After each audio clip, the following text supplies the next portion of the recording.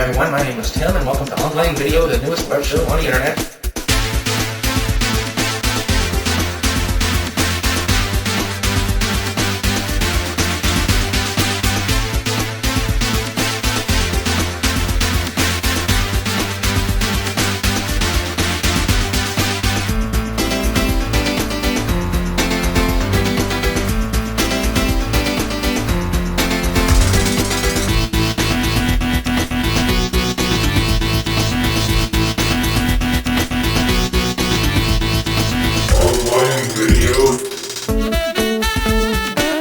Peace on earth through piece of ass, brother.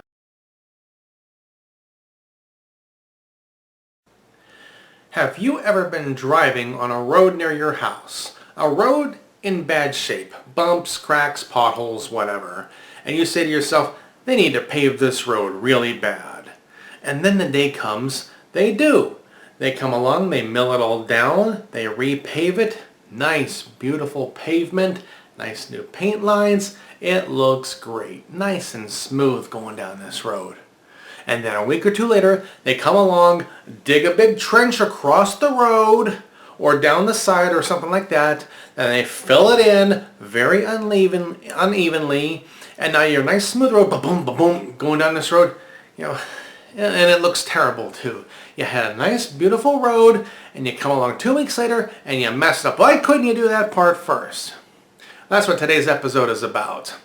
And before I get too far into this episode, disclaimer. When I have a title like this, like, road paving idiots or road paving stupidity, I'm not referring to the people who are standing there doing the work, actually paving the road. I'm referring to the people who manage the project, who are making the decisions, who are saying, okay, we have this much money, we're going to go do this work here, do this work there, and then come back and do this work over here, and cut up the work we just did, and then redo it again and make it worse. Those are the people I'm referring to, the managers of this whole project. But having said that, if you're over the age of 30, and you're standing there holding a sign, flipping a sign, stop, slow, or you're the ones with a shovel or a tool of some kind, shoveling the pavement and packing out the road, you really haven't achieved much in life, have you? Time to aim a little higher and, look for better goals. Anyhow, this happened recently in a road near where I live. The road wasn't in really bad shape. It was okay. It wasn't needing paving, or so I thought. But then the day came, I saw they had the big machines there. They're milling up the road. Oh, okay, they're going to repave it. No big deal. Fine, great. And so they repaved it. And it was good. Real nice job. And then in a couple of weeks, they come along. They start cutting trenches out of the side of the lanes. They cut a big ditch across the middle for a rain drain pipe. And then they just patched it over. Now you're driving it. Ba-boom, ba-boom, ba-boom. Why? What? Don't you people know you have these other projects coming up? Can't you think and plan things and do it in the right order? Here's a little bit of video I took on the side of the road. And people were coming by in their cars and stuff, and they had no idea. Hey, this is Loudmouth Tim here filming an episode. That's not too good for me, but who's this idiot on the side of the road with his four-way flashers on? Getting in the way, I have to go around his car to get where I'm going.